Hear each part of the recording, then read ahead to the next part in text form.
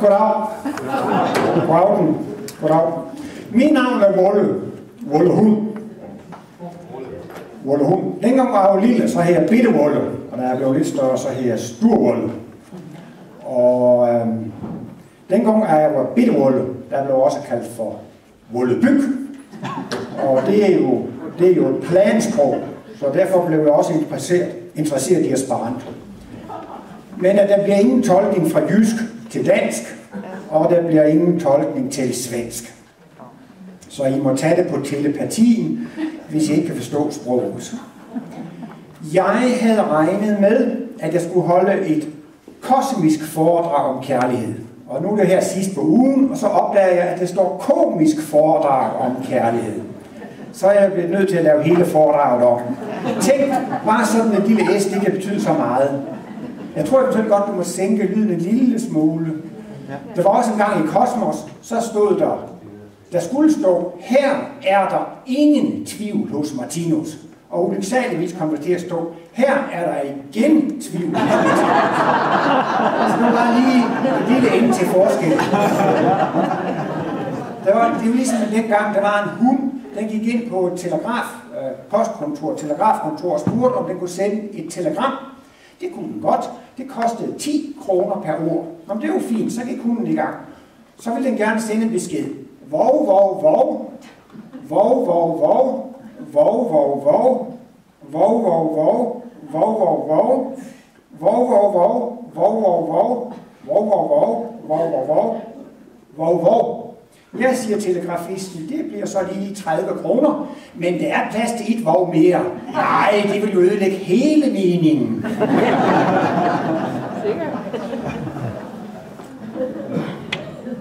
Men jeg synes selv, jeg er lige blevet folkepensionist, men jeg synes selv, at jeg er blevet født gammel. Og lige siden da, så er det blevet værre og værre for hver eneste dag, der er gået. Efter 12 måneder, der var jeg allerede 1 år gammel. Og 12 måneder senere, så var jeg 2 år gammel. Og jeg kan sige, at jeg er 65 år, men jeg føler mig som en 85-årig. Men som sagt, så er jeg jo fra Jylland, og jeg har nogle gange sagt til svenskerne, jeg er jyde. Ja, så du er jyde. Derfor har jeg også tænkt på, om Jave eller Jehova, må ikke det er jydernes Gud, i stedet for jødernes Gud. Men at på svensk er det åbenbart sådan, at en jyde, det er en jyllænding. Og en jyde, det er en jyde. Og så er det jo også nogle gange, at jeg er jo så ydmyg. Og derfor er jeg også engang blevet spurgt, om jeg er stolt af at være jøde. Og det må jeg så sige, nej, det er jeg ikke, men jeg er taknemmelig.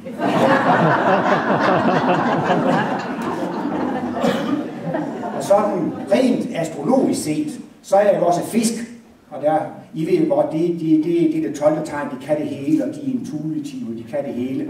Så jeg er jo også blevet spurgt, om jeg er stolt af at være fisk, og igen må jeg sige nej, men jeg er taknemmelig.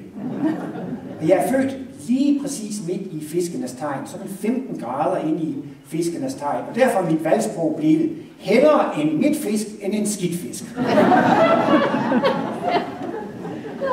Men nu har jeg så sådan præsenteret mig selv lidt, og så vil jeg så gerne gå i gang med emnet, og det skulle så være et foredrag om kærlighed. Og så har jeg tænkt mig at gå lidt ind på seksualitetens udvikling, og hvordan det skrider frem fra de primitive stadier til det fuldkomne stadium.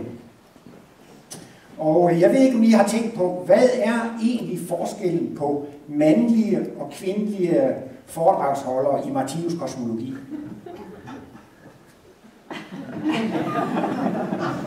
Det er en snaps her. Jo, det er mit indtryk, at de kvindelige foredragsholdere, de holder foredrag om det, de har forstået.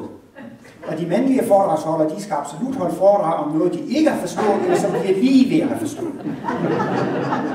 Og derfor er der også mange, der siger, ham Ole der, han skal altid tale om det seksuelle mysterium. Og bagefter hører jeg også i krogen, at de siger, og det forblev at være et mysterium.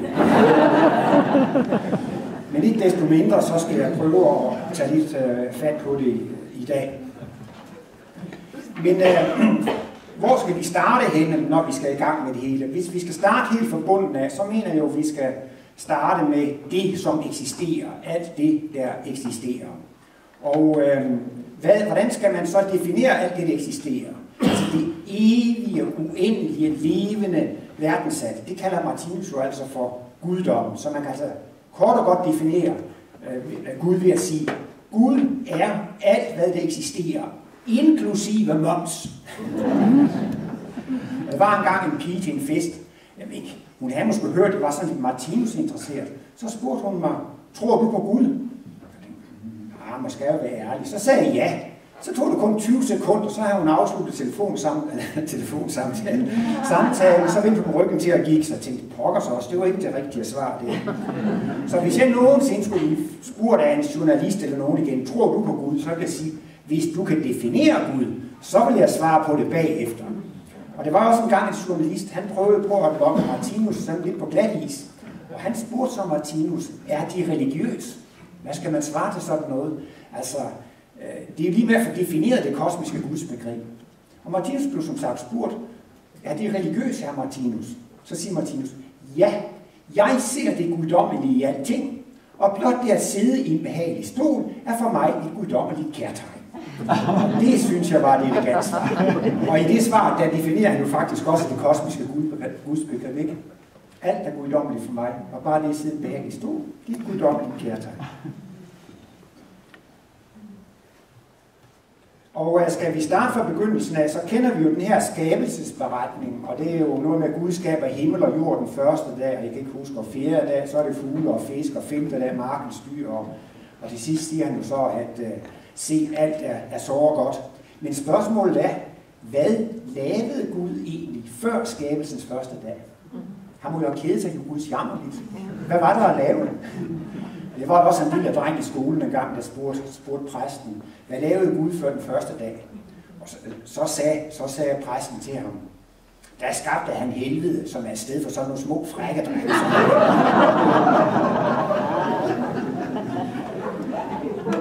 Men det lærer man nu lige, det er nu bare lige sådan en lille parentes, at svenskerne, de spiser jo så sundt, og det gør vi ikke sådan her i Danmark. Og så var der også en gang, præsten spurgte den lille dreng, nå, han så godt nok sådan lidt bleg med ham, drengen, så han spurgte, nå, min lille ven, hvad får I til morgenmad hjemme ved jer?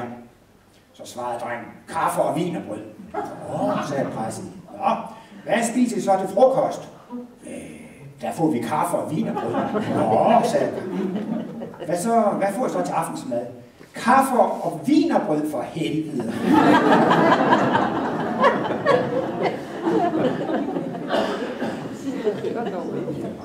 Men vi skal jo altså have fat sådan her i starten, og der var engang en tømrer, og en gartner og en elektriker. De kom op og diskuterede, hvem har det ældste erhverv, altså hvem var det første, der kom på banen, hvor var det startede. Og så satte tømreren jo rigtig en trumf på. Hvem tror I det var, der skabte pagten? Noahs ark. Hvem var det, der skabte Noahs ark? Det var da selvfølgelig en tømrer, så den kan vi jo ikke stikke. Men så sagde gartneren, jeg har vel hørt om paradisets have, Edens have. Hvem tror I, det var det andet lag, Edens have? Det var selvfølgelig en gartner. Ja, men sagde elektrikeren altså. Hvem tror I, det trak ledningerne og kablerne, før Gud sagde, det vorte lys? Så den konkurrence vandt elektrikeren helt klart. Jeg har også tit tænkt over, hvad er egentlig det helt fundamentale i Martinus kosmologi? Og jeg er egentlig blevet enig med mig selv om, det er faktisk noget så enkelt som det helt basale, helt nede i bunden. Noget kan ikke blive til af ingenting, og noget kan ikke blive til ingenting. Det er der bare noget.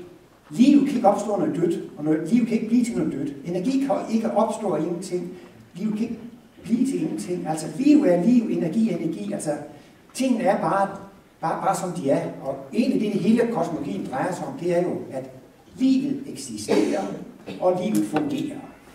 Og sådan er det bare. Der er nogen, der siger, ham han er så forfærdelig autoritær. Og når han holder foredrag, så siger han altid, sådan er det bare.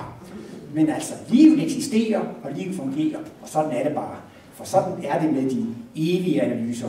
Og langt hen ad vejen, så er Storm Petersen fuldstændig enig med Martinus.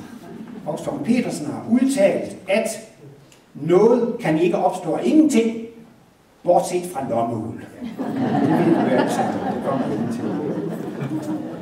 Og lige da jeg får taget hul på Storm P, så er det jo også, at Storm P siger, hvis man er glad, så er man selv skyld i det. For der er nok at være ked af.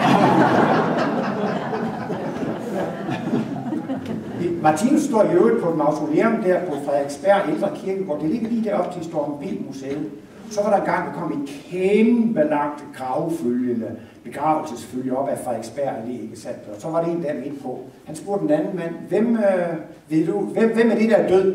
Jeg tror, det er ham oppe i den forreste vogn.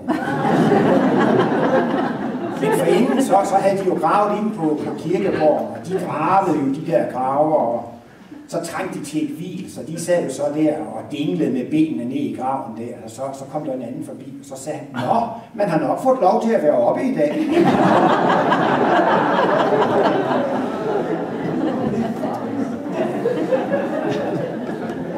I dag, det er jo fredag, og nu, jeg lover nok for mig, men i hvert fald i gamle dage, så var fredag jo lavkagedag, og jeg kunne godt tænke mig at gøre lidt reklame for kagen.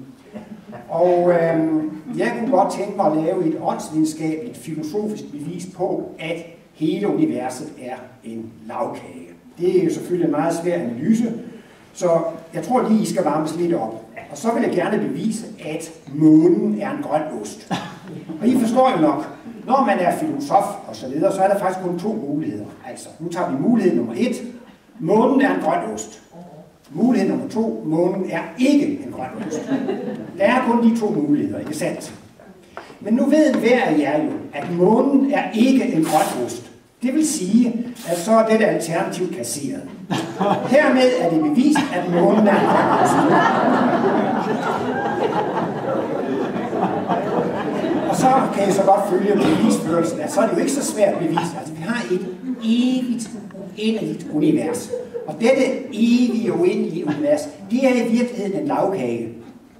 Og så er der måske nogen, der vil protestere, men så er der så altså, jeg siger, der er filosofisk set 2 muligheder. Enten så er universet en lagkage, eller så er universet ikke en lagkage. Og kan man altså falsificere, kan man forkaste den ene mulighed, så er den anden jo ikke. Og enhver ved jo, at universet ikke er en lagkage. Så igen, så må vi forkaste den mulighed, og der resterer kun én mulighed. Universet er en lagkage. Men nu er det jo det ved det. Hvis universet er evigt og uendeligt, så kan man ikke spise hele universet. Hvem skal også gøre det? Det er jo umuligt.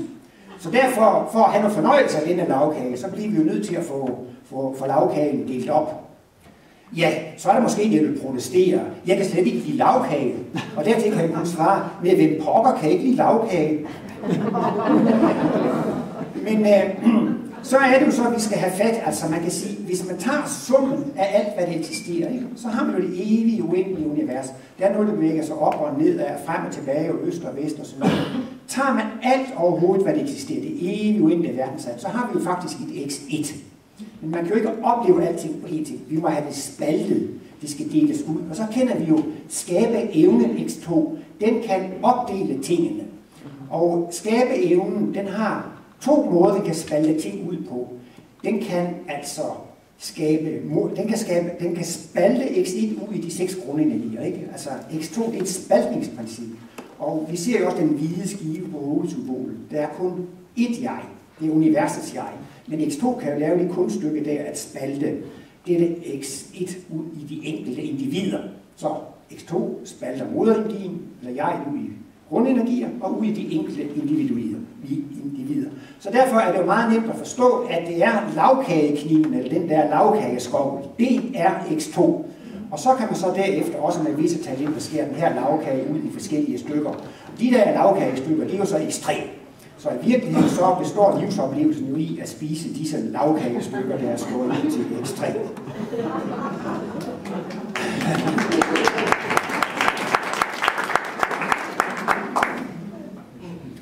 Men der var altså en fredag aften, så var der kun 2 stykker lavkage tilbage. Og heldigvis så var det et stort stykke og et lille stykke. Og der sad så 2 gode, kærlige kosmologer. De sad i lang tid og kiggede på de der 2 stykker lavkage. Men så lige pludselig, så tager den ene det store stykke, napper det. Nå, Ham den anden, han tog det lille stykke. Men så sagde han godt nok lige og tænkte et godt stykke tid, og så kunne han alligevel ikke lyse, og så sagde han, det synes jeg ikke, du kunne være bekendt. Hvis jeg havde været dig, så havde jeg taget det mindste stykke. Jamen, det var også det, du fik.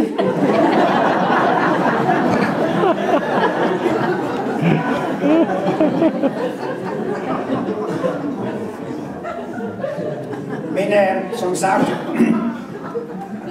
ydmyghed, det er ikke det, der plager mig, men en gang imellem, så går jeg alligevel ind i konkurrencer og konkurrerer med folk om, hvem der er mest ydmyge. Og jeg har faktisk haft en duel med Ejkel en gang om, hvem der er mest ydmyge. Nogle mente det uafgjort, men jeg mente selv, at det er helt klart vandt den her. Og nu håber jeg måske, at jeg har sådan en fin kasket her, hvor der står hjemme, og det er sådan lidt lyn der, ikke?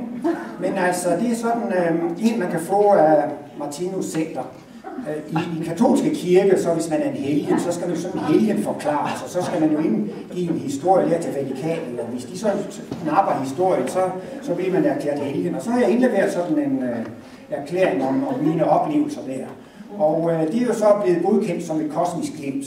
Og alle medarbejdere, som så har haft en kosmisk glimt, de får så som kendetegn på det en hat, hvor der står inde på, så kan man se det der lynende glimt.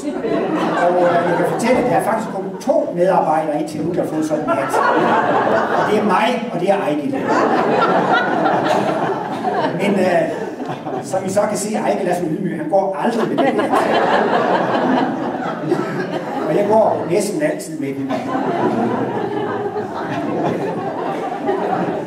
Men I forstår jo ikke mine problemer, for ser I, når man er så stor som jeg er, så er det meget vanskeligt at være ydmyg. Det er jo lettere for så mange andre at være ydmyg, så man er så stor som jeg er. Ja, man kan godt sige, at jeg er en forfærdelig, det er noget værre noget. Men altså, jeg er faktisk autodidakt. Jeg er selvlært. Og det må man sige, så det befrier jo Gud for et stort ansvar. Nå, men som det er nok heller ikke gået jer forbi, at jeg praler jo meget og rigtig meget med, at jeg er blevet fotograferet sammen med Martinus som 11-årig. Er der nogen, der kan se det billede? Så kan jeg jo bare komme her til dig, så skal jeg nok vise det. Og eftersom jeg så har haft det der lange kendskab med Martinus, så er det faktisk endt med, at Martinus har skrevet en artikel om mig. Det er godt pokker, som nogen vil sige. Det har Martinus har skrevet en artikel om mig, og den er i artikelsamling nummer 1, artikel nummer 9, og den hedder Terkelsens vogtere.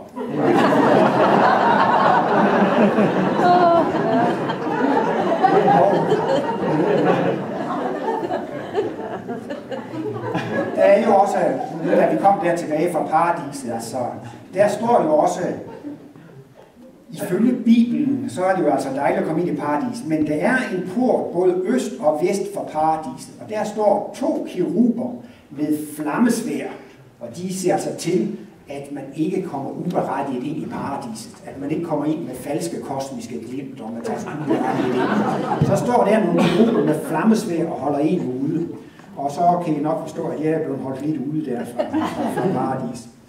Men for at sige det meget kort, Terkelsens vogter, det er de ufærdige dyriske sider i bevidstheden. Mogens Møller, han havde også mange spørgetimer, og han sagde jo tit, at nu var der spørgetimer, og han skulle prøve at gøre det så godt som muligt, og han havde jo ikke svar på alle spørgsmål. Men jeg har det fuldstændig omvendt, og det er måske også nu, jeg erklærer åbent. Mit navn er Ole Orakelsen, og jeg har svar på alle spørgsmål. Og Martinus, han havde jo også spørgetimer, og Martinus han var god til at svare på det, der blev spurgt om. Men når jeg holder spørgetimer, så er der en ekstra service på. Man får også svar på noget, som man ikke har spurgt om. Og der findes jo mange dejlige korte spørgsmål, men her i firmaet findes der ikke så mange korte svar.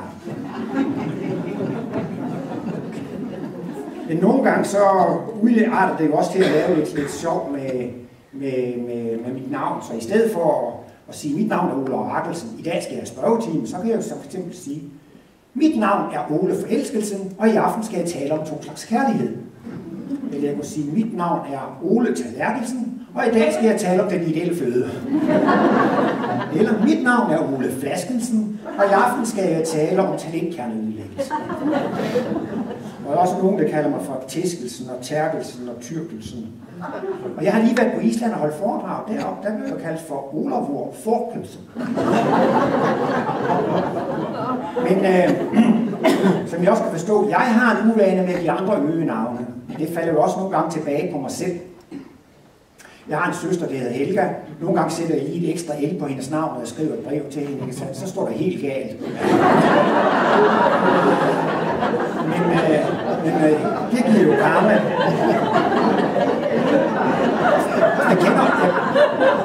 Jeg kender også en tysker, der hedder Helga. Der skal vi også helt galt på. Men hun kunne jo tysk, og det er et lille ord på tysk, som hedder Ferkel. Ferkel, det betyder en lille gris. Og skæn, altså lægskæn og skæn, det er sådan noget, så bliver det småt. Så fik jeg selv et brev, hvor der stod Ole Ferkelskæn.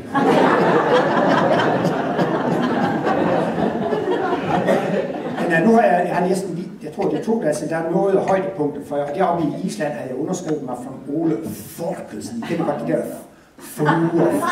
Det ene næsten en P, så fik jeg et brev tilbage, hvor det stod Ole Porkelsen. Det var næsten lige så slemt som Ole Ferkelsen. Franskmændene, de har meget svært ved at sige Ole. Det er tit en, der stumt i enden og sådan. Det er svært at forklare, men jeg synes, det er ikke så svært. Og så har jeg lagt mærke til, at de kan da i det mindste sige kaffe, Ole. Hvis man så tager kaffen væk, så er det ikke helt ved siden af, hvis man siger Ole. Så jeg siger gerne i Frankrig, når jeg skal placere mig. Mon nom est café au lait sans café. Mit navn er café au lait uden kaffe.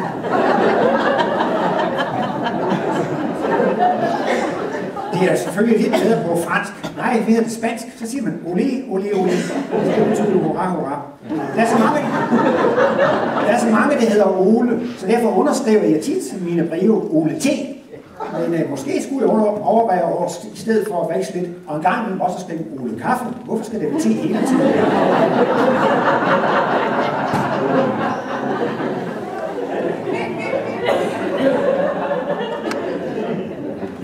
Men jeg er jo i gang med et foredrag om kærligheden, og hvordan kærligheden udvikler sig. Og Martinus, han mener jo, at et vigtigt element i det er jo at have et godt gudsforhold. Faktisk er livets mening at lære at forstå Guds tale og tale med Gud. Og når man bliver fuldkommen, så giver man jo faktisk ikke en Guds bevidsthed og får Guds bevidsthed. Så derfor er det godt at træne med at bede. Og der var en fattig mand ude i Vestjylland. Han var meget fattig. Han kunne ikke få det til at løbe rundt.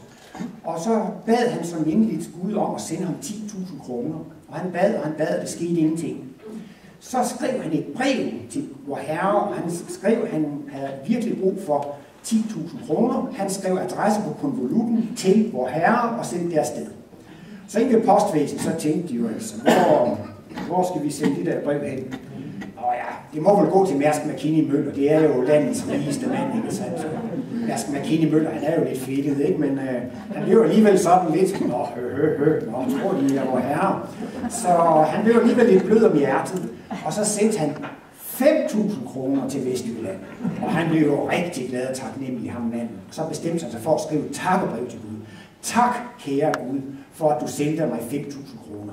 Men hvis det skulle blive nødvendigt en anden gang, så vil jeg gerne bede dig om ikke at sende det igen Mærsk Mc-Kinney Møller, for han beholdt halvdelen.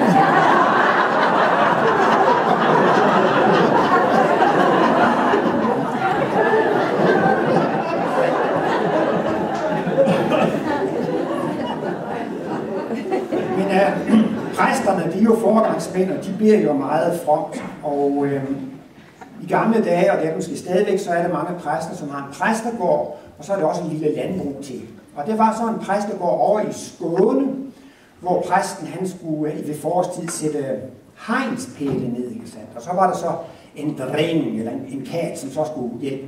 Og så holder præsten jo altså på pælen, og så tager ham katten, eller drengen for ham, og slår. Men en gang imellem, så slår han ved siden af ham drengen der. Han var jo ikke så heldig. Så når han ramte ved siden af, så sagde han jo, ligesom de siger over i Sverige, jævla mis. Det kunne præsten jo ikke lide at høre. Så skete det en gang til, drengen stod ved siden af igen. Jævla mis, sagde han. Og det skete så tredje gang. Så sagde præsten, det skal du altså holde op med. Hvis du gør det en gang til, så er jeg sikker på, at lynet slår ned i dig. Og som I kan forestille jer, så skete det en gang til. Og det begyndte at blive mørkt. og skyerne trak op, og det begyndte at dundre og buldre, og de tordnede, og lynet slog ned og ramte præsten. Og så lød der en himmelsk røst. Jævla mis.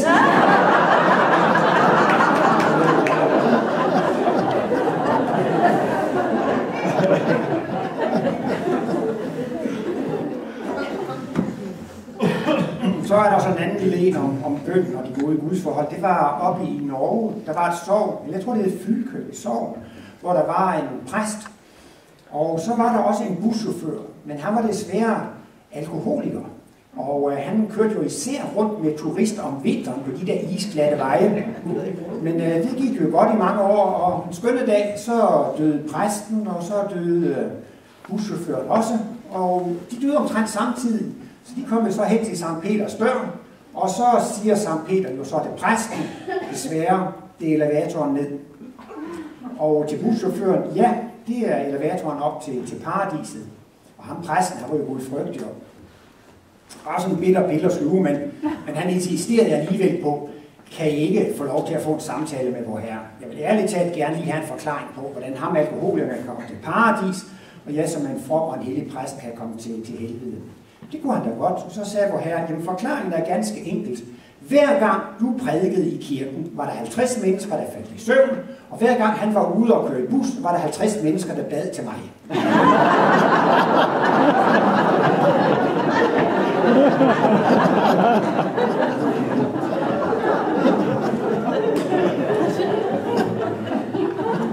Der var også engang en mekaniker. Han blev kaldt hjem efter kun 44 år. Og han kom jo også til Sankt Peter, og han ville jo gerne lige brokse lidt over, han ikke fik længere tid på jorden. Han kunne godt tænke sig en samtale med vor Herre. Der må der være en fejl i bogholderiet, eller så videre. Så kom vor Herre jo også. Ja, altså efter alle de timesedler, du har skrevet ud, så skulle du altså være 84 år gammel.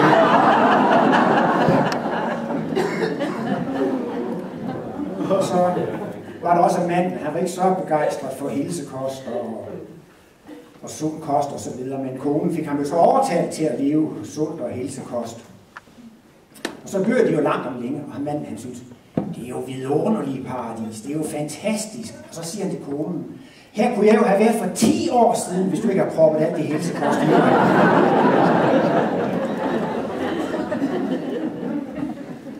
Nå, men altså, den her historie om kærlighed og seksuel udvikling, det handler jo om det her med udspaltningen i mand og i kvinde, og der er sådan lidt forskellige synspunkter på det der med manden og med kvinden. Og Bibelen fortæller jo altså, at Gud skabte kvinden er fra Adams ribben, ikke sandt? Altså Gud skabte kvinden ud fra manden. Og der er der så to forskellige synspunkter. Der er en fransk forfatter, der hedder Chateaubriand. Han skriver jo så, at Bibelen fortæller, at Gud skabte kvinden af manden først og kvinden bagefter. Og man mærker jo trætheden. Men Karen Blixen, hun riposterede. Karen Blixen skriver, at Gud skabte manden før kvinden. Det er ligesom, når jeg skriver. Jeg skriver altid en klade først. Og det der med at være opdelt i mand og kvinde, så har jeg jo også et pas, det kender jeg godt. Så står der køn. Ved I, hvad de har skrevet i mit pas? De har skrevet nej.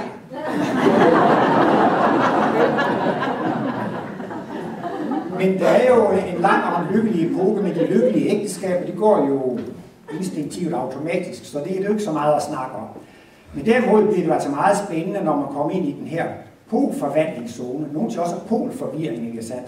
Og Martinus har lige frem et sted i livets bog i 2 skrivet, at når de jordiske mennesker i slutningen af spiralkredsløbet kommer ind i salighedsriget, nogle af de allerkæreste erindringer, det er overgang fra dyr til menneske med alle de her skilsmisser og utroskab, og man er dydens apostler, man skærer ud, og det er virkelig noget, de elsker at huske på.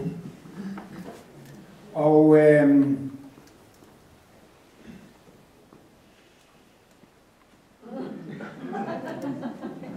var det lige, jeg ville sige? Nå, så I må gerne lige stille op.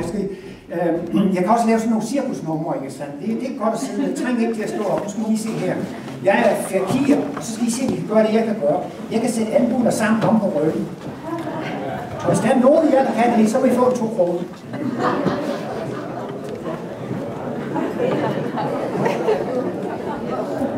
det var der ingen, så startede jeg.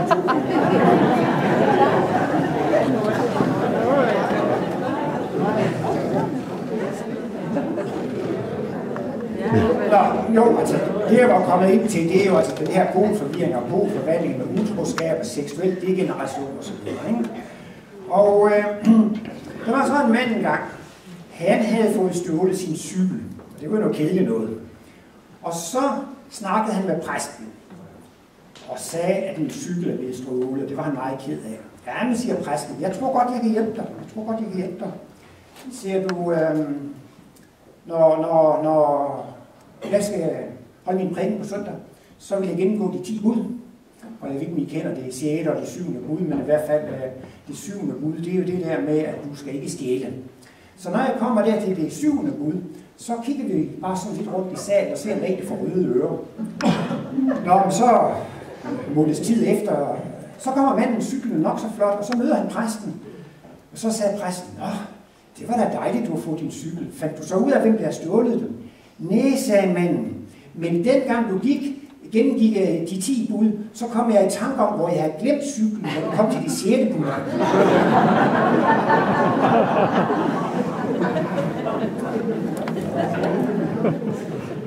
Så det kunne lyde til, at det var en meget slem synder. Og det var også en gang, der kom en ung mand til præsten og spurgte, om han havde syndet. Fordi han havde været til bal, og han havde danset. Er det synd? Nej, sagde præsten, det synes han ikke. Ja, men han havde altså også danset kinddans med pigen. Er det synd? Nej, det synes præsten ikke.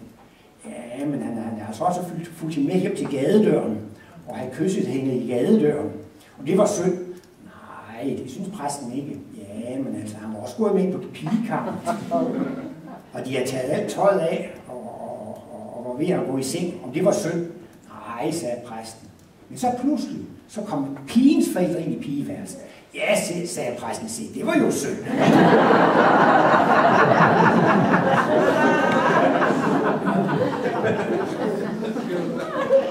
Over i Sverige, nej, det har vi jo også i Danmark, så nogle havde sådan nogle afholdsloger, afholdsbevægelser, ikke?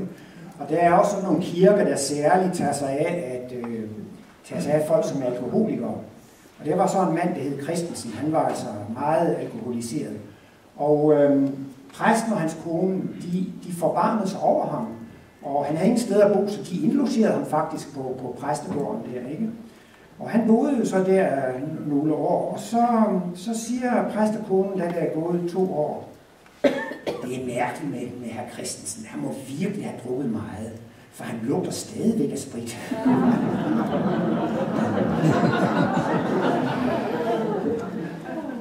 Nå, men når vi nu også er inde på de her religiøse emner, så kan man jo undre sig lidt over det der med den katolske kirke. I århundreder har der været klostre med munker, og der har været klostre med nonner osv. Man spørger sig selv til sidst, sig mig engang, hvordan formerer munker og nonner sig? Hvordan formerer de sig? Men svaret er meget enkelt. De formerer sig ved celledeling.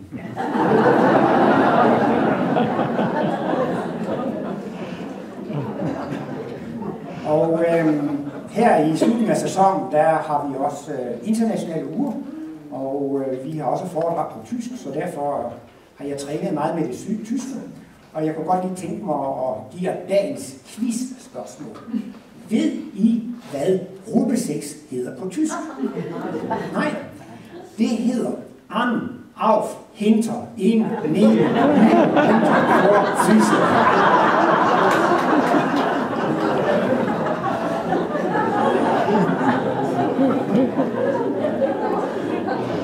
I kender vel den anden remse. Ausbein mit nach von zu. Nej, det er dativ, Du für gegen, ohne wiederum. Kennst du nicht dein Akkusativ, dann bist du wirklich stumm. Men altså, an, auf, hinter, inden, neben, über, unter, vor, zwischen, det kan både styre akkusativ og dativ. Men for at komme videre i denne seksuelle degeneration, så var der hos en meget, meget rig familie, der var en hushjælp. Og hun blev jo efterhånden lidt utilfreds med sin løn, så hun gik jo til husets frue og sagde, at hun gerne ville have lønforhøjelse. Ja, sagde fruen, men det kan du jo kun få, hvis du har kvalifikationerne til det, så hun måtte gerne lige argumentere for, at hun havde de rette kvalifikationer, så hun kunne få en husforhøjelse. hvad hedder det, lønforhøjelse. Og så siger hun, jamen altså, jeg er for eksempel bedre til at stryge skjorter end fruen. Nå, sagde fruen. Hvem siger det? Det siger husets herre. Nå, og så sagde hun, ja, og jeg er også bedre til at lave mad end husets frue. Nå, hvem siger det? Jamen det siger husets herre. Og for det tredje, sagde hun, så er jeg en bedre elskerinde end husets frue. Nå, hvem siger det? Det siger gartneren.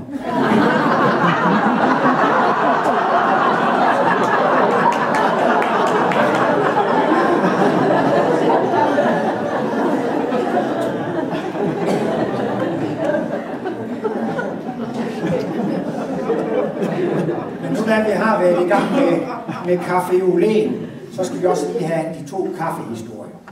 Og den ene, det er Martinus' egen kaffehistorie. Og han mener jo så, at det er jo ikke så rart med alt her utroskab og ulykkelig forelskelse, og man græder af ulykkelig forelskelse, fordi man er været utro og så videre. Men i fremtiden, så vil man lære at blive mere tolerant. Og så har Martinus skitseret sådan et scenarie, ikke? Manden, han kommer hjem fra arbejde, og så finder han altså sin kone i seng med husvinden. Og hvordan reagerer så det næsten fuldkomne menneske? Så siger han, jamen det er da dejligt at se, I hygger jer og har det godt. Nu går jeg ud og sætter vand på, og så kan vi drikke en kop kaffe sammen, når I er færdige. Og sådan vil det sådan blive mere i den type i fremtiden. Så har vi så den modsatte historie. Det var en anden mand, han havde drukket sig fuld og dinglede rundt i byen, og så tabte han sin nøgle, og så kunne han ikke komme ind i sit hus. Og han prøvede på at komme ind, og det kunne ikke lade sig gøre. Så kom der en politibil forbi, og så spurgte han, om de ikke kunne hjælpe ham med at dirke hans dør op, så han kunne komme ind. Og de ville da sådan set godt hjælpe ham. Men de ville jo godt lige have et bevis på, at det faktisk var ham, der boede der, fordi det kunne jo være, at han ville ind og lave noget tyveri eller sådan noget. Så de dirkede døren op, og så spurgte de, om de lige måtte have lov at kigge sig rundt i huset, for at forsikre sig om, at det var ham, der boede der. Og de gik op på første salen og så videre. Og så kom de så ned til manden igen. Nej, så sagde manden, vi kan jo bare lige kigge rundt i huset, så sætter jeg vand over, og så kan vi drikke kaffe, når I er færdige med at kigge op. Så kom de ned og sige, hvad med ham, den mand, der ligger i sengen sammen med din kone? Nå, ham? Ja, han får i hvert fald ikke noget kaffe.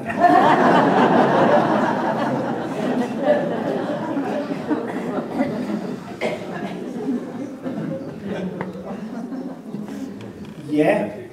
Jeg ved ikke, om I kender ham der, hvad hedder han? Groucho-Marx, ham der med cigar.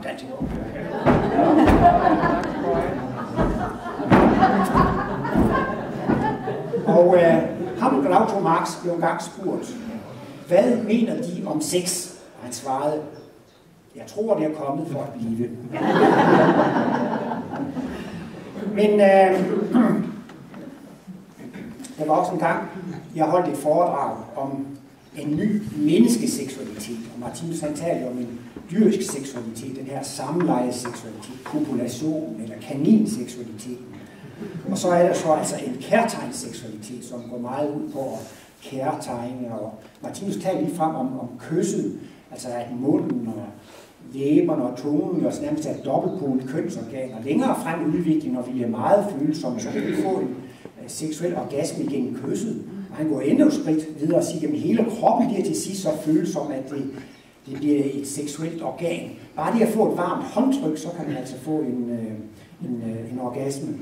Men jeg skulle jo så holde en foredrag om det her med kærtegnsseksualiteten, og så var det en af mine gode venner, han synes, jeg blev lige lovligt teknisk. Altså det mindede næsten om seksualvejledning, og så igen med de der tekniske detaljer, så sagde han så til mig bagefter, hør nu lige her, Ole, altså, du kommer jo slet ikke ind på den der sympati og den kærlighed, der skal ligge bag ved seksualiteten. Hvis det ikke er nogen sympati og nogen kærlighed bag seksualiteten, så er det jo bare at tale om slitage af huden. Nå, men nu er klokken jo ved at være henne af under 9-tiden, så jeg kan jo nok komme lidt ind på den egentlige akt eller masturbation. Og Martinus går ikke lidt ind på det her med jøderne, de vil jo gerne være et herrefolk, og hvis man skal være et herrefolk, så gælder det om at være mange. Så de har jo ligesom i Det Gamle Testamente sikret sig, at al seksualitet, det skal føre til børn. Altså, hvis en mand ligger sammen med en anden mand, så har de begået en vederstyggelighed. og de skal stenes til døde, og en mand må ikke ligge med en kvinde, der har blod i sit skød, så giver det jo heller ikke børn. Og så var der så en mand der i det gamle testamente, der hed Onan, og så døde hans bror, og så siger den jødiske lov, at så skal han oplade sin sæd i enken. Men det havde han godt nok ikke lyst til. Så han lod sin sæd på marken. Og så var han jo altså også hjemfaldet til stening og dødsdom. Men så er det altså, jeg godt nok siger, at hvis den der regel gjaldt i dag, så vil Danmark godt nok være tyndt befolket. Men Martinus, han taler faktisk altså også om en enlig akt. Det gør han i stykke 34.18 i 4. symbolbog. Og der siger han altså, at man godt kan kærtegne andre sine tanker og have sådan en enlig akt. Der var engang en medarbejder, der spurgte Martinus, hvordan løser man det her seksuelle problem? Jo, sagde Martinus, det er jo nemmest, hvis man har en partner.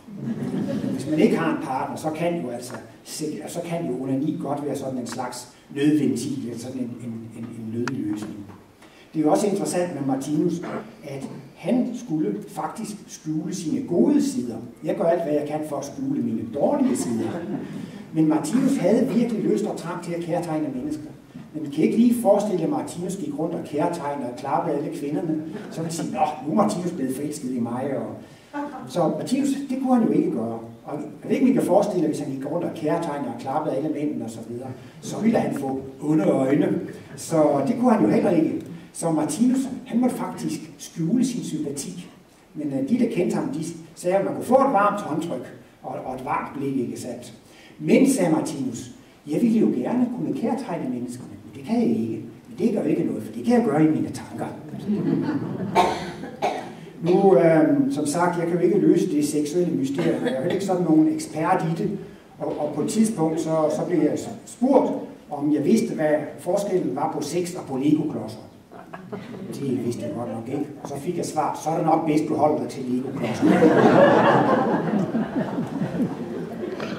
Men jeg er også sådan en rigtig linselus. Jeg prøver på alle mulige måder at komme ind i fjernsyn. Jeg har engang været med i stadigt talsende quizprogram og Jeopardy. Og der var også en gang, de kørte op sådan en rulletrappe ved juletid der i TV2, så spørger de dem, der kører på trappen. Og jeg har sådan flere gange lige set mig snit til at komme ind foran kamera. Også i går, så var der jo nogen med en mikrofon her fra Danmarks Radio, så kom jeg også sådan lige ind foran.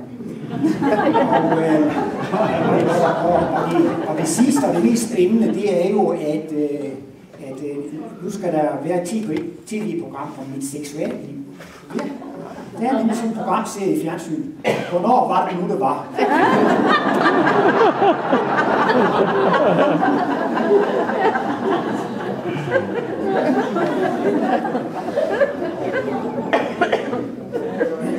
Men udviklingen går jo videre, og vi nærmer os jo fuldkommenheden, og vi begynder jo at få de samme kvaliteter som Jesus, og vi vil jo efterhånden også kunne lære at gå på vandet. Men det andet er, nogle forskere i København, de er næsten kommet lidt i forkøbet. De har arbejdet utrolig meget med genmanipulation. De har arbejdet hårdt og intensivt, investeret mange penge, og det lykkedes dem til sidst at gensplejse en hund, der kunne gå på vandet. Og de købte en jagthund, og den blev jo så sat til salg. Og de prøvede at sælge den for 1 million kroner. Og det var faktisk mange millionærer på Sjælland, der købte den der jagthund, der kunne gå på vandet. Og så tænkte jeg, nu skal jeg overvise de der folk i Jylland. Så da Anne-jagten satte ind der i efterår, så drog han til Jylland med sin hund der. Ikke? Og så var det en af jyderne der, de skød han plaf og plask, så gik jagten, så svømmede de ud i to samme København, og så skød han jo ned, ikke? Og så dikke. Så han så ud og samlede den op og gik ind igen. De fortrak ikke den ene. Og så var det senere, så skød han land mere. På vandet. De fortrak ikke den ene, det er jo det selv mærke. Nå, men så efter jagten, så var det jo så sådan en jagtmiddag, og så blev der jo drukket noget snaps og nogle øl, og så kom han så til at sidde og snakke med en af de der jyder ved siden af. Så sagde han jyden, da han fandt ud af, at det var København, nå, det var dig, der havde den der hund, der ikke kunne svømme.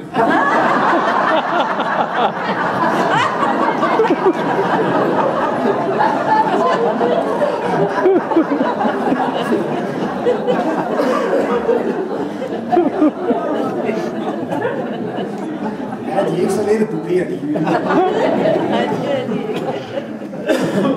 Lidt senere var der for 2 2 af de der jæger, der var på jagt en senere dag, ikke sandt? Så falder den ene lige pludselig om, hvor den får et hjertetilfælde og falder om.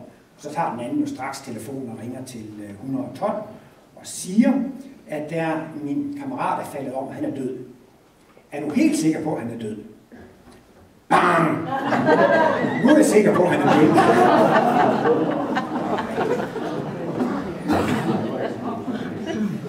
Nej, nu skal vi lige have et andet quiz-spørgsmål.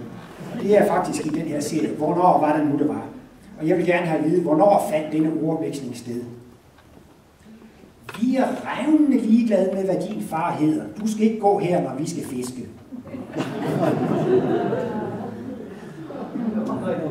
Det er sådan 1000 år siden, ikke?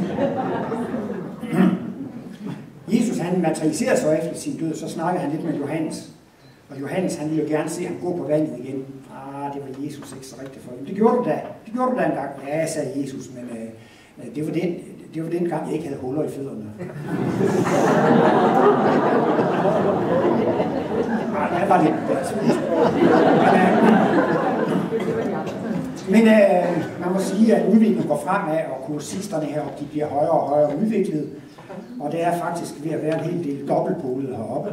Og vi har en meget god hjælp. Det er en, der hedder Ivan fra Aarhus. Han maler skilte.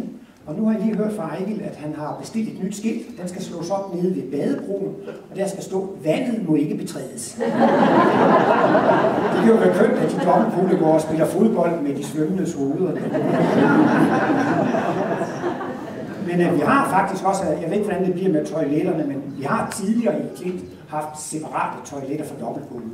Det var dengang, vi havde de gamle træbygninger nede ved campingpladsen. Så var der 3 toiletter. Så var der en dag, der var et vidt hoved, der skrev herre, damer og dobbeltpolet. Så kan være, vi skal ind på det. Men som I forstår, der skal ikke så meget til, før at man kan misforstå ting. Det her med, her er der ingen tvivl, og her er der igen tvivl osv. Og man har også prøvet at få en computer til at oversætte et bibelcitat. Og man med et bibelcitat ind, som hedder, ånden er rede, men kødet er skrøbeligt. I ved jo godt, kødet er skrøbeligt. Vi er under kønshormonernes tyranni. Men ånden er rede. Vi ved jo lige, hvordan vi skal leve et lydigt liv. Men vi er jo lidt under hormonernes tyranni. Og det blev så sendt til en computer og oversat til engelsk. Og I ved jo godt, ånden på engelsk, det er det der spirit, ikke? Og så tænkte man, nu skal vi lige kontrollere, for så lader vi nu computeren oversætte tilbage fra engelsk til dansk, ikke? Og hvad kom der så ud af det på dansk, da det kom tilbage? Så kom der til at stå, spøgelset er parat, og bøffen er mør.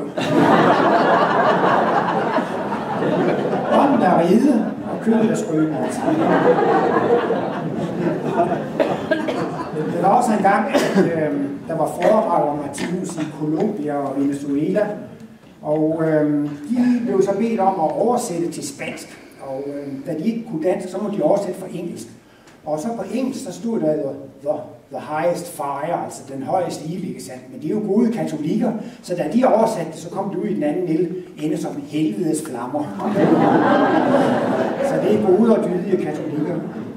Jeg har øvet på at tage mit eget navn, Ole, og gå ind på den engelske variant af Google Translate, og så køre den over til kinesisk. Og så bagefter køre fra kinesisk tilbage til engelsk. Og så kommer der til at stå great. Så det passer godt nok. Så det passer godt nok med Wolohum. Jeg må være en Grand Danois.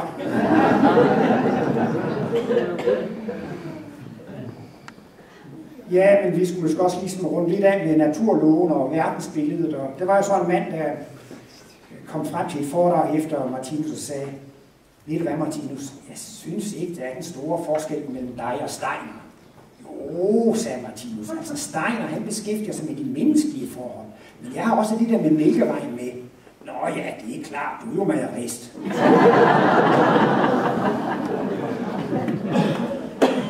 Og han hørte jo mange ting efter foredraget. En anden dag så kom der en og sagde, ved du hvad, Martinus, helt ærligt, jeg synes faktisk, du siger det samme hver søndag. Ja, sagde Martinus, men desværre, jeg kan ikke komme med et nyt verdensbillede hver søndag. Og den har vi så også taget lidt på repertoiret her og bekendt. Jeg synes, I siger det samme hvert år. Jamen desværre, vi kan ikke komme med et nyt verdensbillede hvert år. Det er det samme verdensbillede, år efter år.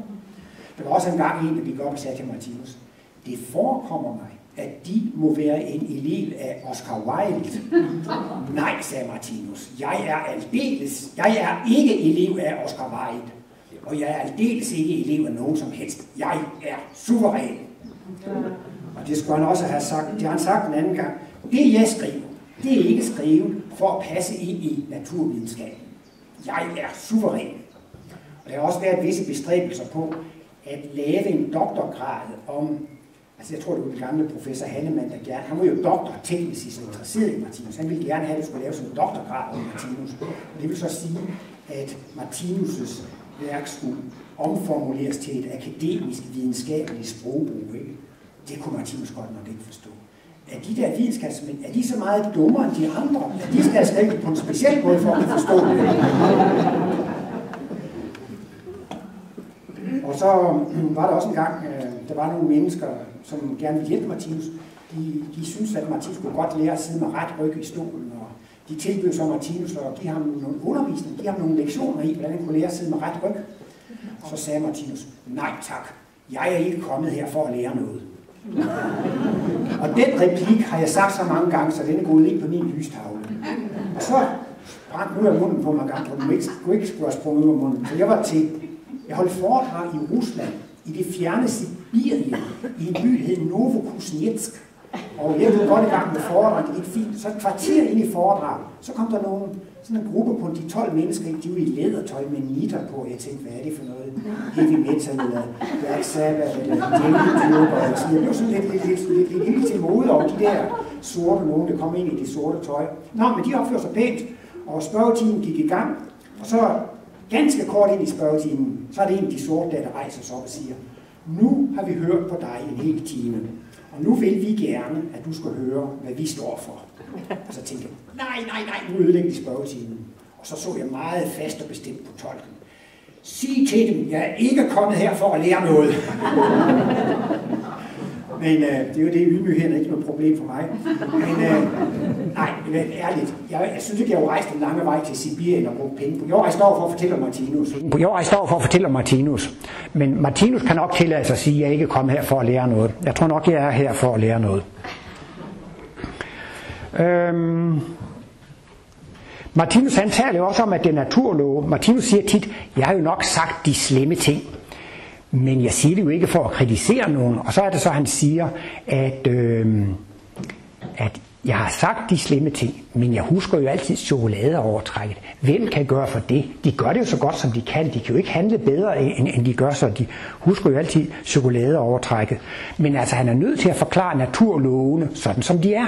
Hvis du gør det, har det den konsekvens, og hvis du gør det, har det den konsekvens. Og det er der også andre, der har forstået. Der er kommet et stort skilt op på Rundetårn, og der står, udspring forbudt.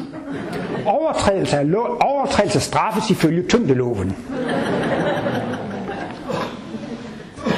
Med til den nye verdentempel hører jo også det, at man skal gerne holde op med ligbrænding. Martinus han kunne med sit kosmiske bevidsthed se, at der var en vis astral udstråling fra liget. Der var stadigvæk noget liv i liget, så derfor skulle man helst ikke brænde liget. Og så var der en gang nede i Ribe Domkirke, der var der en guide, der viste en flok danske turister rundt, og så siger han, og så i den her store urne, der har vi dronning Dagmars aske. Nå, sagde fru Lissen, jeg anede ikke, at hun røg så meget.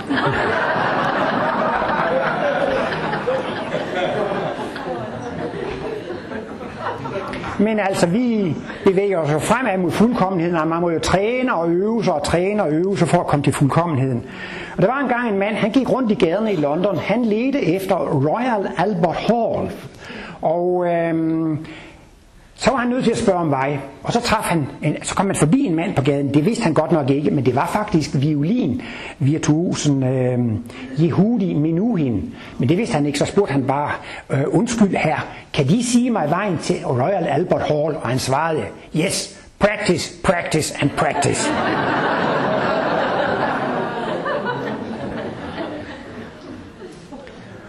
Ja, og så er vi jo efterhånden også ved at være fremme ved alkærligheden. Og jeg har jo hørt, at man skal elske næsten. Og jeg synes, jeg kan erklære næsten helt ærligt, jeg er næsten kærlig. Men med hensyn til seksualitetens udvikling, så vil jeg også godt lige sige, at i dyreriget, der er det jo skruet ned på vågeblus. Ens kærlighedskapacitet, den er så lille, man kan kun elske et væsen, og et væsen er modsat køn. Det er jo godt nok ikke ret meget. Men er der nogen, der er lidt længere frem i udviklingen, de kan også elske naboens kone og genboens, og et par på jobbet og så videre. Og kærligheden, den vokser jo til sidst, så kan man så elske alle mennesker. Og Martinus siger, at seksualiteten fortsætter på det åndelige plan. Der bliver der tale om aurasex.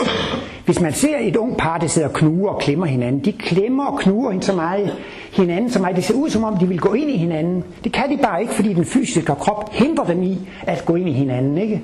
Men når vi er på det åndelige plan, så er det ikke nogen fysisk krop, der hindrer det. Så kan auraerne gå ind i hinanden, og de kan overskygge hinanden, og det bliver de skønste og smukkeste visioner. Og så siger Martinus, sådan en seksuel akt, den foregår ikke ligesom nu om bag ved hegnet og bag ved busken og i krogen derhenne.